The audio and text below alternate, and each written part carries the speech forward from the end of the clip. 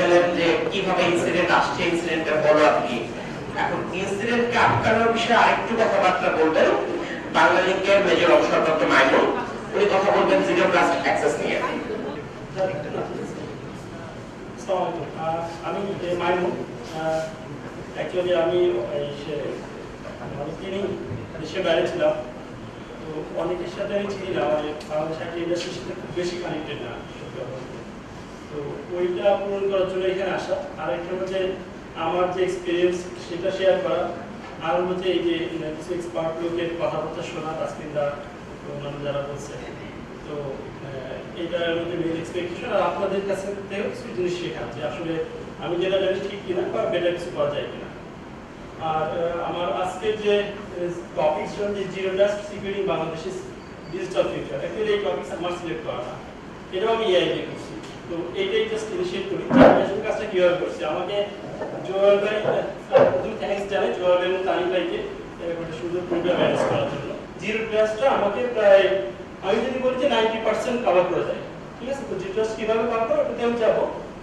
তো তার আগে আমি জিরো ট্রাস্টটা কীভাবে ইন্ট্রোডিউস হয় সেটা বলি। লাইক আমি আসলে জাস্ট 3 দিন আগে নতুন একটা গাড়ি কিনছি, হ্যাঁ। তো একবারে ব্র্যান্ড নিউ, যেহেতু মানে গাড়ির জন্য স্ক্র্যাচ না লাগে, বাংলাদেশে তো রাস্তায় চলতে গেলে টেসলা প্রচুর আছে।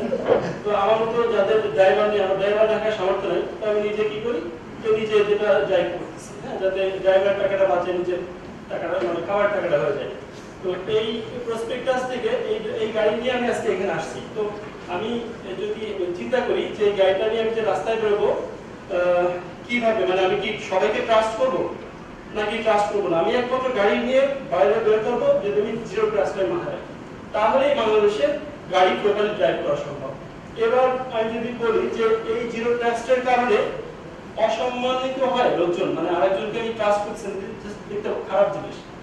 এটার আরেকটা এক্সাম্পল হচ্ছে, আপনি যদি মিলিটারি বিভিন্ন ইসে ক্যাটাগরি ঢুকতে যান, দেখেন যেখানে চেক করে, তো চেক করে 2 প্রকারের লোক থাকে। একটা হচ্ছে যাকে সিভিলিয়ান লাইনে ঢোকায়, একটা মিলিটারি লাইনে ঢোকায়। চিন্তা করেন এখানে যে মিলিটারি যে পার্সন আছে তার জন্য কিন্তু খুব ইজি, সে কিন্তু স্পেশাল সার্ভিস পাচ্ছে, সে স্পেশাল একটা লাইন পাচ্ছে। আর যে সিভিলিয়ান তার জন্য একটা গাড়ি নিয়ে যাচ্ছে, তার জন্য একটা আরেকটা লাইন, আর যে বাইক নিয়ে যাচ্ছে তার জন্য আরেকটা লাইন। তো এই যে চেক করে তাকে প্রপার একটা জায়গা দেয়া, আমি আনট্রাস্ট, আসলে মিলিটারি আপনাকে আনট্রাস্ট করছে, সে আপনাকে ট্রাস্ট করতেছে, বাট ট্রাস্টের এটা লেভেলটা বাড়ছে, আপনাকে জানতেছে এবং সেটা প্রপার গাইডেন্স দিচ্ছে, আপনার প্রপার জায়গাটাকে দেখা দেয়া। এটা হচ্ছে জিরো ট্রাস্টের ইনিশিয়েশন এবং লাস্ট এন্ডিং, যেটা আসলে কাউকে মানে কি বলে যে আনফেথফুল হতে না চিন্তা করা। আমরা সবাইকে ট্রাস্ট করতে পারি, কিন্তু সেটা জিরো ট্রাস্টের ইটা যাওয়ার পরে, চিন্তাটা যাওয়ার পরে। আচ্ছা, এরপর আমি যদি আমার নিজের সম্পর্কে একটু বলি, যে কেন আমার গবেষণা শুনবেন। তো আমি জাস্ট আমার পরিচয়টার জন্য দিব, যাতে আপনাদের সাথে যখন অর্পণ দেখা হবে আপনি আপনার পরিচয় দিন জানার জন্য একজনই। তো আমি আসলে যেটা কাজ করছি 6টা দেশের মিলিটারি নেটওয়ার্ক আমি নিজে একা হ্যান্ডেল করতাম। এটা অনেক বড় একটা ব্যাকবোন নেটওয়ার্ক ছিল, যেটা হয়তো মানে এখন ডিসক্রাইব করা সম্ভব না, এবং আমার মানে ফর সিকিউরিটি রিজন বাইন্ডিং আছে, আমি ডিসক্রাইব করতে পারতাম না। আর একটা হচ্ছে আমি যেটা করছি যে আমি বিভিন্ন টেলকোর সাথে কাজ করছি। আর আমি কারেন্টলি আমি যদি বলি যে আরো 2টা জায়গায় এখন বাংলাদেশে আছি, ব্যাক টু ব্যাক আমি একটা গভর্নমেন্ট ইন্টেলিজেন্সের সাথে আছি, চিফ সাইবার সিকিউরিটি কনসালটেন্টের সাথে আমি আছি যে ফিনটেক, একটা মাল্টিনেশনাল ফিনটেক অর্গানাইজেশন, তার জন্য কাজ করতেছি। আমি বাংলাদেশ ব্যাংকের সাথে জয়েন্টলি কাজ করতেছি। তো এই মানে গভর্নমেন্ট সাইড এবং যে বিজনেস যে সাইডটা টেলকো, এই দুইটারই সিকিউরিটি নিয়ে আমি ইনডেপথ, আমি টেকনিক্যালি ভালো জানি না, বাট আমি এখানে যে রাজনীতির যারা এক্সপার্ট আছে জানি যে তারা কিভাবে কাজ করে, তারা কি করে। তো এই যে জিনিসটা আমি ওভারঅল জানি, এই এক্সপেরিয়েন্সটা অ্যাকচুয়ালি আমি আজকে শেয়ার করব আপনাদের সাথে।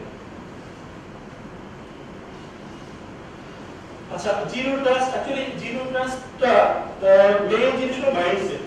মানে এর মানে এই না যে আমি কোনো টেকনোলজি কোনো বক্স না, কিন্তু জিরো ট্রাস্ট বলে কোনো বক্স নেই, জিরো ট্রাস্ট বলে কোনো সলিউশন নাই। Zero trust just a mindset. এটা কেন দরকার? কারণ আমাদের দেশের থ্রেট সার্চ বা সাইবার অ্যাটাকস ডেভিডেভ রাইজিং ইন বাংলাদেশ। তারপরে আগের যে টেকনোলজি ছিল সিকিউরিটি টেকনোলজি, যে একটা ফায়ারআর্ম বসালে আমি সিকিউর, ওই জিনিসটা এখন নাই। একটা ফায়ারআর্ম বসালে আমি আসলে সিকিউর না। তো ওই পয়েন্ট অফ ভিউ থেকে বেরোস একটা অ্যান্টিভাইরাস দিলেন, একটা ফায়ারআর্ম বসালে আপনি সিকিউর না, আপনার ল্যাপটপ পর্যন্ত সিকিউরটা শুধুমাত্র অ্যান্টিভাইরাস না। তো এইটাই হলো সেই মাইন্ডসেটটা চেঞ্জ করতে হবে। আর হলো যে আমাদেরকে মনে করতে হবে যে আমি আগে পেরিমিটার ফায়ার বসাইতাম না, এখন আর পেরিমিটার ফায়ার নাই, এখন হলো পেরিমিটারটাই হবে না আইডেন্টিটি। আপনার আইডেন্টিটি থাকবে, এটাই আপনার পেরিমিটার। ঠিক আছে?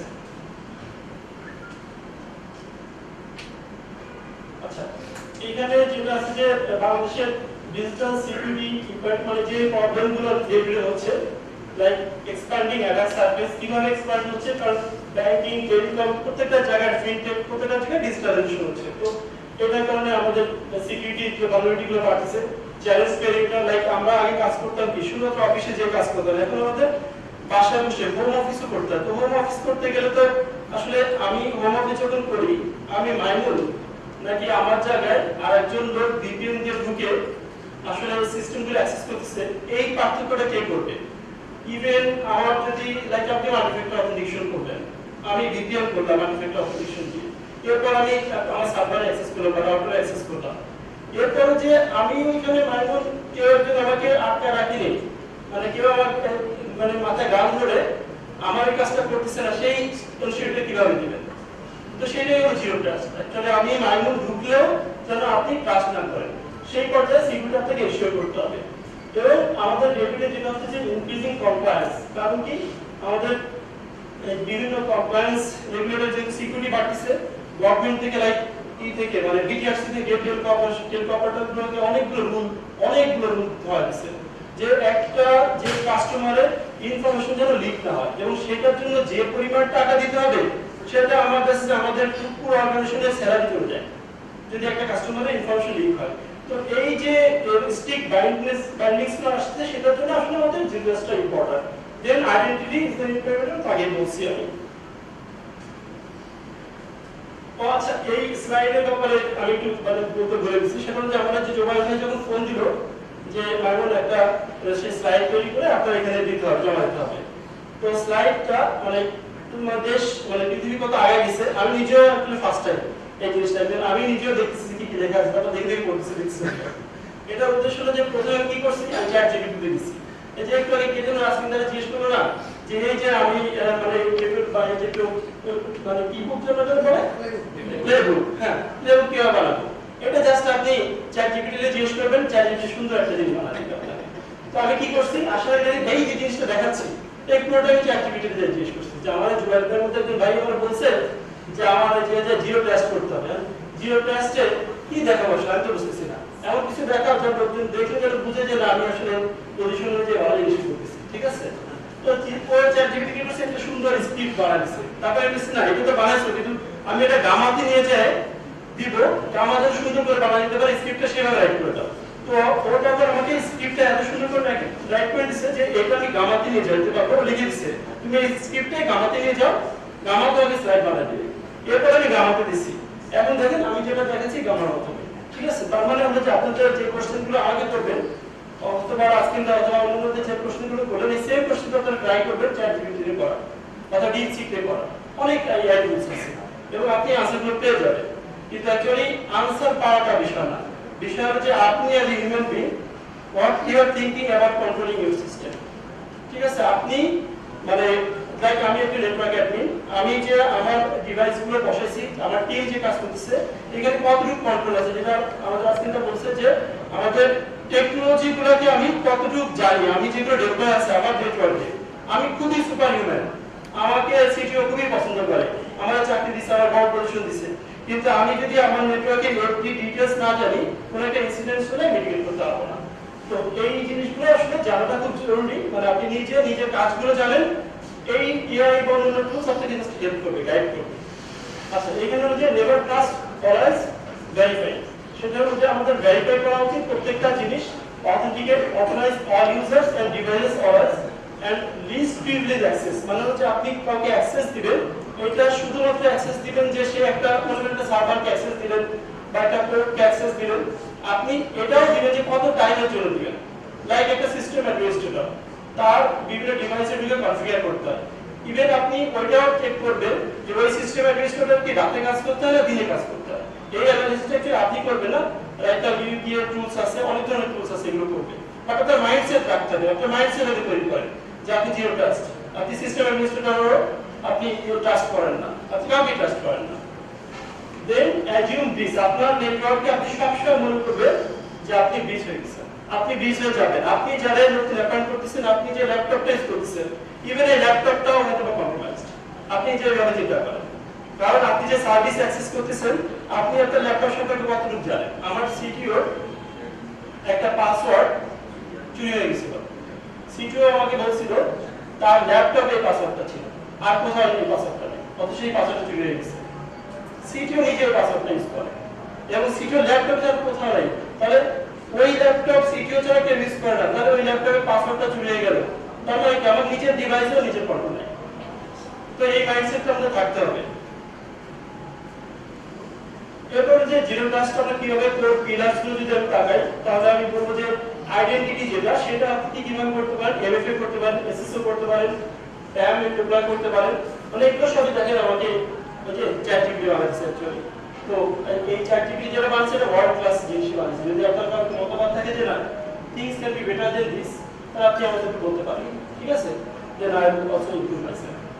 তো আমি এগুলো ভেরিফাই করছি, জিনিসটা আসলে খারাপ জিনিস দেয়নি। দেখেন যেটা বলছে ডিভাইস, ডিভাইসকে অ্যাক্সেস কিভাবে করবেন, কনস্ট্যান্ট এন্ড কমপ্লায়েন্স করতে হবে। মানে আপনি যে ডিভাইসটা আপনার নেটওয়ার্কে অ্যাড করবেন, তার কনস্ট্যান্ট চেক করবেন, সেটা প্রপারলি কমপ্লায়েন্স না সেটা চেক করবেন। নেটওয়ার্ক কি করবেন, নেটওয়ার্ক শুধু নেটওয়ার্ক রাউটিং সুইচিং করলে হবে না, নেটওয়ার্কে মাইক্রো সিগনেচার আনতে হবে। প্রত্যেকটা সার্ভিস বেস আলাদা গ্রুপ করতে হবে। যদি কোনো একটা নেটওয়ার্ক ডাউন হয়ে যায় বা কোনো কম্প্রোমাইজ হয়ে যায়, তাহলে একটা স্পেসিফিক এরিয়া আপনি ডাউন করে শাটডাউন করে দিয়ে আপনি বলতে পারেন যে না সার্ভিস আপ থাকবে।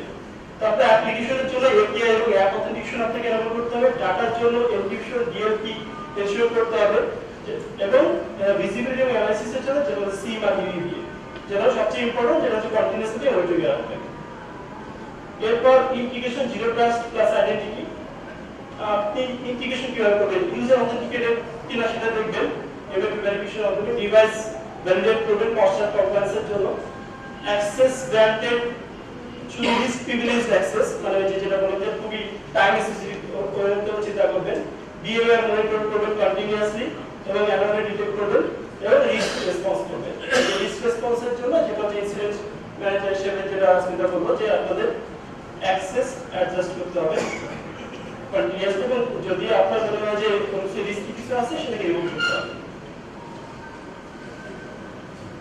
জিরো ট্রাস্টের জার্নিটা যেটা হয় যে প্রথমে আপনি অ্যাক্সেস প্রোটেক্ট ডিটেক্ট রেসপন্ড এবং ইভলভ, মানে প্রত্যেকটা সেশনটা আপনাকে অনলাইনে যাইতে হবে এবং প্রত্যেকটা সেশনে আপনাকে নতুন করে আবার কন্টিনিউয়াসলি এই প্রসেসটা চালিয়ে যেতে হবে। এটা আপনি এরকম করতে পারবেন না যে প্রিভিলেজ, আমি যদি আপনি স্টার্ট করতে চান আপনার privilege or cloud admin account first, যদি আপনি প্রথমে এই জিনিসটার পুরো প্রসেস কন্টিনিউ রাখতে চান, কারণ কি ইভেন্টুয়ালি ইভলভ করা, কন্টিনিউয়াসলি ইভলভ করার জন্য আপনার ক্লাউড অ্যাডমিন অ্যাক্সেস গুলোকে ফার্স্ট আপনি ই করতে হবে। যেমন ইউবিএ যেটা দিয়ে কাজ করে, ইউবিএ মোস্টলি কাজ করে কি আপনার এডি, মানে ইউবিএ ডিপ্লয় করতে গেলে প্রথমে আপনাকে ইউবিএ যারা ডিপ্লয় করতে আসে তার প্রথমেই বলে যে আপনাকে এডি অ্যাক্সেস দিতে হবে, ওই আপনার স্মার্ট সিস্টেম গুলো এডি অথেন্টিকেশন বেস দিতে হবে।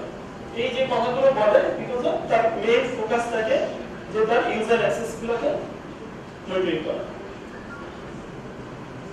আর জিরো ট্রাস্টের জন্য আমি যদি বলি যে আমাদের এখানে ডিফারেন্ট যেখানে বিভিন্ন অর্গানাইজেশন থেকে আসছে, এই ডিফারেন্ট অর্গানাইজেশনের জন্য কি ধরনের কাজ কোন দিকে ফোকাস করে, সবাই তো সবকিছু ফোকাস করতে পারবো না, বাট যে জায়গাগুলো দেখে যে চ্যাটজিপিটি নিজেও বলছে যে আসলে এটা করা উচিত আমাদের, লাইক এটা হচ্ছে ইন্টারন্যাশনাল অ্যানালাইসিসের ভিত্তিতে ওরা বলছে, লাইক আমি যে টেলক এবং আজকে মেইনলি ফোকাস করা উচিত কোথায়, সিকিউর ভেন্ডর এবং লক অ্যাক্সেস যে টিএমএ, যেটা কোঅর্ডিনেটেড একটা সলিউশন আছে আমি যতদূর জানি, ঠিক আছে, যেটা হচ্ছে আপনার ভিপিএন দিয়ে যে অ্যাক্সেস করেন সেটাও কন্টিনিউয়াসলি মনিটর করে যে কোন ধরনের ইউজার কি ধরনের অ্যাক্সেস পাবে, এবং অ্যাডমিনিস্ট্রেটর, লাইক আমি লিনাক্স অ্যাডমিনিস্ট্রেটর, আমি সবসময় লিনাক্স সার্ভারে কনফিগার করি, লিনাক্স সার্ভারের টাইপটা কত সেটা চেক করে। আমি লিনাক্সের যে কোনো কারণে যদি উইন্ডোজের কোন সিস্টেমকে অ্যাক্সেস করতে ট্রাই করি তাহলে সে সাথে সাথে ওটাকে ডিলিট করে প্রোটেকশনে যাবে। তো এই যে কাজগুলা, মানে একজন অ্যাডমিনিস্ট্রেটর কি কাজ করতেছে তাকে আমি অ্যাক্সেস দিলাম, তো কাজ শুরু করার পরে তাকে কন্টিনিউয়াস মনিটরিং এ রাখাটা ইম্পর্টেন্ট। এটা হচ্ছে আমাদের টেলকোর জন্য যেটা হচ্ছে, এবং আইসির জন্য।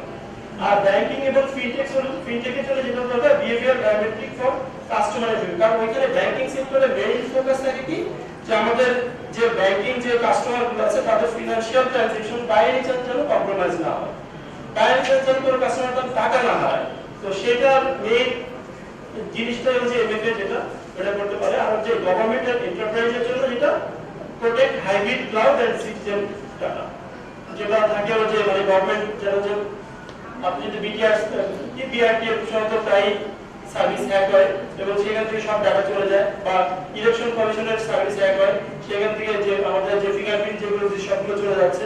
তো এই জিনিসগুলো দেখেন যে আমার প্রোটেকশন করা খুব জরুরি। আচ্ছা, the future of identity of zero trust, এটা হচ্ছে আমি যদি বলি যে আজ থেকে ফিউচারে যে আসলে জিরো ট্রাস্টটা কোথায় যাচ্ছে সেই জায়গার জন্য একটা সেটা হচ্ছে আমরা আসলে এআই ড্রাইভেন অ্যানালিটিক্স, যেটা হচ্ছে রিয়েল টাইম বিহেভিয়ার। আসলে ইন ফিউচারে যেটা হবে যে আপনার এআই বেস, যেটা হচ্ছে আজকে বলেছে ফিউচারে আমাদের কোনো থাকবে না, মানে লাইক কোনো সিস্টেম বা কোনো ইঞ্জিনিয়ার না, আমি অ্যাজ ইঞ্জিনিয়ার হিসেবে আমার অফিসে যাওয়া লাগবে না, জাস্ট কিছু পিপল থাকলে হবে যে সে তার সিস্টেমকে কেমন চায়, পলিসি কি ডেভেলপ করতে চায়, এই যে জিনিসগুলো সে দিয়ে চলে আসতে পারে। তাহলে কি করতে হবে? তাহলে এআই ড্রাইভেন অ্যানালিটিক্স আনতে হবে এবং রিয়েল টাইম বিহেভিয়ার অ্যানালাইসিস করবে for protection, anomaly detection and response. Then platform ইন্টিগ্রেশনটা কিভাবে করবে? Unified defence through integrated UBA, XDM, source solutions. Source তো যেটা করে যে প্রোঅ্যাক্টিভ, সে ডিটেকশন করে এবং সে কিন্তু করতে পারে, যে অ্যাকশন নিতে পারে। মেইনলি সোরের মেইন কাজ হচ্ছে অ্যাকশন নেওয়া। যে কোনো ধরনের ইনসিডেন্ট হলো, যে কোনো ধরনের প্রবলেম জেনারেট হলো, সেটা মনে করেন যে সিমের মাধ্যমে ডিটেকশন হলো, অথবা মানে যে কোনো একটা ওয়েতে সে যদি ডিটেক্ট করতে পারে, সোর এটা অ্যাকশন নিয়ে দিতে চায়। আচ্ছা, যেটা হচ্ছে আমাদের আজকের এই মানে আমার সেশন করতে যদি আপনি এই দিকে শুধু কনসেন্ট্রেশন করেন যে আমাদের মেইন লার্নিং কোডটা trust one, verify everyone, identity, the new perimeter, continuous adaptive security and Bangladesh zero trust leader. এখানে বাংলাদেশকে জিরো ট্রাস্ট লিডার বলার মেইন ফোকাস হলো যে আসলে বাংলাদেশে যে নাম্বার অফ পপুলেশনস আর যে যতটুকু আপগ্রেডেশন আমরা চিন্তা করছি, এই পয়েন্টটা ভিউতে যদি বলে যে মানে যে সব পৃথিবীর অন্যান্য কান্ট্রিগুলোর সাথে কম্পেয়ার করলে আমরা এই বোধহয় যে এমন একটা দেশ যে জায়গায় অনেক দ্রুত ডিজিটালাইজেশন হওয়ার চেষ্টা করছি, আবার হিউজ ভালনারেবিলিটি আছে, যেখানে প্রোটেকশনের বা ইমপ্রুভমেন্টের হিউজ এরিয়া আছে। তো এই জায়গাগুলো কনসিডার করে দেখেন যে আমাদের যে অ্যাক্টিভিটি আসলে বাংলাদেশকে জিরো ট্রাস্ট লিডার হিসেবে ডিক্লেয়ার করছে। এটা কোনো কিছু আমার লেখা না, আসলে digital confidence and zero trust. আচ্ছা, যেটা হচ্ছে যে এখানে যেটা অন্যদিকে বলছিলাম যে ওই যে আপনি সে মিলিটারি কোনো গেটে ঢুকতে গেলে যে প্রিভিলেজ পান, এটা হলো মেইন জিনিস। যে আপনি জিরো ট্রাস্ট মানে আসলে মানে আপনাকে ট্রাস্ট বলা হচ্ছে না, আনফেথফুল মনে করা হচ্ছে, এরকম না। আসলে এটা হলো যে ল্যাক অফ ট্রাস্ট, কোনো যে জিরো ট্রাস্টের is not about lack of trust, it's about digital confidence. Actually আপনি যে আমি যে মাইনুল, আমার যে আসলে বাংলালিংকে কি কাজ করা দরকার, আমার যে কতটুকু অ্যাক্সেস আছে, আমার যে কতটুকু প্রিভিলেজ আছে, এই জিনিসটার অ্যাসুরেন্স করাটা খুব ইম্পর্টেন্ট। আর এই অ্যাসুরেন্স কে করতে পারে? আমার এই জিরো ট্রাস্টে যে টেকনোলজিগুলো বললাম, সেই টেকনোলজিগুলো দিয়ে এটা পসিবল যে আমি আসলে কি করা যায়, আমার প্রিভিলেজটাকে মানে আমার সম্পর্কে ডিজিটাল কনফিডেন্স গ্রো করাটা মেইন জিনিস ছিল। আর আমরা যদি বলি আরো বেটার ওয়েতে যে কমপ্লায়েন্স টু কনফিডেন্স, মানে আমার যে জিনিসটা হচ্ছে আমি ওই যে মানে এর আগে যে একজন বক্তা ছিল যিনি রোগী থেকে আসছেন, উনি যেটা বলছিলেন যে আমরা কমপ্লায়েন্স টিম যারা থাকে বা সিকিউরিটি টিম যারা থাকে, যারা বিভিন্ন কথা বলে তাদেরকে আমরা করি আর কি, একটু ভয় পাই যে না কেন আসছে এরকম বারবার বিভিন্ন ইনস্ট্রাকশন কেন দিচ্ছে। তো আসলে ওইটা না, যদি উল্টা ভাবে বলি, পুরো অর্গানাইজেশন আপনার সম্পর্কে কনফিডেন্স চাচ্ছে, মানে সিকিউরিটি কমপ্লায়েন্সের জন্য আপনি আইএস অডিট করবেন, এটা আসলে আইএস অডিটের মেইন উদ্দেশ্য এটা না। আইএস অডিট বা বিভিন্ন অডিটের মেইন উদ্দেশ্য হলো যে আপনার সম্পর্কে একটা কনফিডেন্স জেনারেট করা, ঠিক আছে? তো সেইভাবে সবকিছু আমরা পজিটিভলি লিখব। আমার এই পুরো স্লাইডের মেইন অবজেক্টিভ ছিল জিরো ট্রাস্ট বলতে এমন না যে আমি সবাইকে আনট্রাস্ট করে ফেলতেছি, আমি সবাই সম্পর্কে কনফিডেন্স গ্রো করতেছি এবং সবার সম্পর্কে ভালো অ্যাক্সেস কিভাবে ম্যানেজ করে সেটার দিকে ফোকাস করতেছি। সো এটুকুই ছিল সুন্দর করে বাংলাদেশের অ্যাক্টিভিটি লিখছেন। Thank you so much. আমি কোনো কোশ্চেন আছে লাস্টে ওই সেশনটা রাখছি, যে কেউ যদি কোনো কোশ্চেন করে তার জন্য একটা সেশন দরকার। হ্যাঁ, আসসালামু আলাইকুম। আমরা এর আগের একটা সেশনে দেখলাম যে র্যানসামওয়্যার অ্যাটাক এই জায়গাটাতে ব্যাংক এবং অনেক বেশি সিকিউর পজিশনে আছে, ট্রান্সপোর্টেশন অ্যান্ড মিডিয়াগুলো একটু সবচেয়ে বেশি অ্যাটাকের সম্মুখীন হচ্ছে। আপনার আপনার কাছে কি মনে হয় যে আসলে এই আপনারা যে প্র্যাকটিসটা ডেভেলপ করেছেন টেলকো এবং bank over the past 10 or 15 years, এই প্র্যাকটিসটা অথবা এই কালচারটা কি অন্য কোনো সেক্টরে রেপ্লিকেট করা সম্ভব? মানে এটা হচ্ছে প্র্যাকটিসের ব্যাপার। আর ওই একই লোকই কিন্তু যারা নন টেলকোতে চাকরি করলো তারাই কিন্তু টেলকোতে জয়েন করছে। তো এটা অবশ্যই পসিবল। আপনি যদি দেখেন যে আমি টেলকো এবং ব্যাংক না বলে আমি যদি ব্যাংক বিএটি যেটা ব্রিটিশ আমেরিকান টোবাকো, ওইখানে সিকিউরিটি কিন্তু অনেক হাই। তো ওইটা মানে এরকম অনেক অর্গানাইজেশনও কিন্তু আছে এই টেলকো এবং ব্যাংকের বাইরেও, যারা কিন্তু অনেক ভালো করছে। আর গভর্নমেন্ট অর্গানাইজেশনগুলো অনেক অ্যাটাকের ভিতরে করতেছে, এটা ঠিক আছে। বাট আমি যদি আর একটু ডিফারেন্ট ওয়েতে বলি, আমি যে একটু আগে বললাম যে গভর্নমেন্ট ইন্টেলিজেন্স তারা কিন্তু যে আমার মতো লোকজন কিন্তু অ্যাপয়েন্ট করছে, মানে তারা চাচ্ছে যে আমাদের কাছ থেকে সাপোর্ট, তারা কিন্তু ডেভেলপ করতেছে। তো থিংস আর দ্যাট যে আপনি ন্যাশনাল বিভিন্ন ইন্টেলিজেন্স গুলা তারাও কিন্তু অনেক ইমপ্রুভ করতেছে। তো এভরিওয়ার ইজ পসিবল। আপনার জিসিসি ছিল একটা স্লাইডে, ওখান থেকে কোশ্চেনটা ট্রিগার করছে।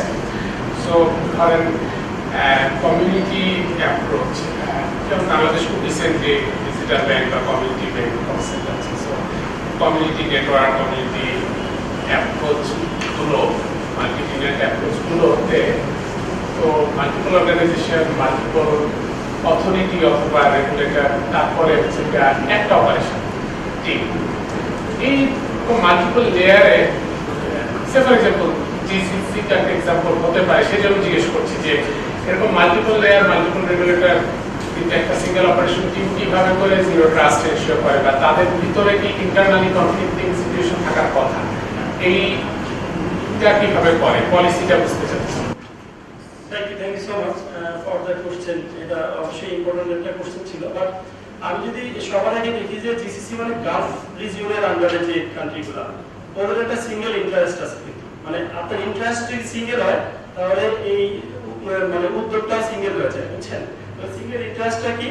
ওদের মেইন ইন্টারেস্ট হচ্ছে বিভিন্ন ওদের এগেইনস্টে যে কান্ট্রিগুলো আছে তাদের থেকে নিজেকে প্রোটেক্ট করা। আর ওরা যদি ছোট ছোট কান্ট্রি, ওরা তো একা সবার সাথে ফাইট করতে পারবে না বড় কোনো কান্ট্রির সাথে। তো এই জন্য কি ওদের যে মিলিটারি, ছয়টা দেশের মিলিটারি নেটওয়ার্ক, যেমন সৌদি, বাহরাইন, ওমান, কাতার, তারপর কুয়েত, এরা যে ছোট ছোট দেশ, এরা আসলে অন্য দেশের সাথে পারবে না। এরা কি করছে? ওরা সবাই মিলে একটা মিলিটারি নেটওয়ার্ক করছে। এবং ওদের যে ডিফেন্স যে সিস্টেমটা, তো যে কোনো দেশের চিফ অফ স্টাফ যে থাকে সে ট্রিগার করতে পারে। সবার কাছে যে সুইচিং সিস্টেম আছে সেটা দিয়ে এটা পসিবল। মানে টেকনোলজি ওভাবে ডেভেলপ করা, everybody's perimeter can be secured with the single understanding. এটা হচ্ছে ওই স্পেসিফিক এরিয়াটা আমরা ধরে নিচ্ছে। ওরা কিন্তু ওই যে মিলিটারি নেটওয়ার্ক যেটা আমি দেখতাম, ওইটার মাধ্যমে ওরা কিন্তু ওদের লোকাল মিলিটারি ফাইন্যান্স ডিক্লেয়ার করতো না। মানে এক একটা মিলিটারিতে এক এক ধরনের ফাইন্যান্স আছে, ওটা ডিক্লেয়ার করতো না। ওরা ডিক্লেয়ার করতো কি যে টোটাল জায়গাতে যদি কোনো অ্যাটাক আসে তাহলে সে মিটিগেট করবে কিভাবে। যদি কারোর কোনো ইনস্ট্রুমেন্ট কিনতে হয় তাহলে ইনস্ট্রুমেন্টে কোনটা কেনা যায়, যেটা সবাই মিলে একটা টাকা দিয়ে, যদি 6টা ইনস্ট্রুমেন্ট না কিনে একটা ইনস্ট্রুমেন্ট কিনে যদি হয়ে যায় তাহলে ওইটা বেশি টাকা ভালো না। তো এই যে পয়েন্ট অফ ভিউগুলো, সেটা হচ্ছে আমাদের লোকাল যে মনে করেন যে 4টা বা 5টা অর্গানাইজেশন বা 4টা বা 5টা আইএসপি, তারা যদি একসাথে হয়, ইট ইজ পসিবল যে আপনি এরিয়া ডিসাইড করবেন যে আপনি কোন এরিয়াটাতে প্রোটেকশন চাচ্ছেন, কোন এরিয়াটা প্রোটেক্ট করতে চাচ্ছেন, এবং ওই এরিয়াটাই শুধু এক্সপোজ করবেন। তাহলে হচ্ছে মানে ড্যামেজটা ওই জায়গাতে ফোকাস করে যাচ্ছে। ছয়জনের মধ্যে ইন্টারনাল কনফ্লিক্ট না না, কখনোই হতো না, কারণ তাদের ইন্টারেস্ট সেম। কিন্তু ওই জায়গাটাতে আমার বললাম তাদের হিউম্যান রিসোর্স ওইখানে ওই নেটওয়ার্কের ভিতরে ছিল না, শুধু তাদের আর্মস অ্যান্ড অ্যামিউনিশন এবং কমিউনিকেশন গুলো ওইটা নেটওয়ার্কে ছিল। আর কোনো কোশ্চেন? এআই বিষয়ে একটা কথা বলছিলেন যে এআই তে রিকোয়েস্ট দিলে ওরা প্রম্পট দিলে ওরা কোনো একটা ফিডব্যাক দিবে, সেই ক্ষেত্রে অর্গানাইজেশন সেনসিটিভ ডাটা কি এআই তে প্রম্পট হিসেবে দেওয়াটা কি ওয়াইজ হবে কিনা? এইটার জন্যই কিন্তু সেই বাংলাদেশ আর্মি বা ডিজিএফআই এখনো ওই ক্লাউডে যায়নি, ঠিক আছে?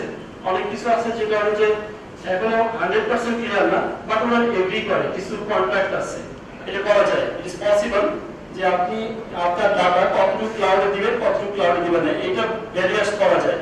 বাট হয় কি যে মিলিটারিতে একটা পয়েন্ট আছে যে আমি টেকনোলজি আছে বাট আমি ট্রাস্ট করি না। কিছু জায়গায় ট্রাস্ট করি না, আমি ফিজিক্যালি ডিফারেন্স রাখি। মিলিটারিতে কিন্তু একজন তিনটা করে কম্পিউটার ইউজ করে, আমি তো 3টা কম্পিউটার ইউজ করতাম, মানে 3টা কেমন ফিজিক্যালি কানেকশন লাগছে।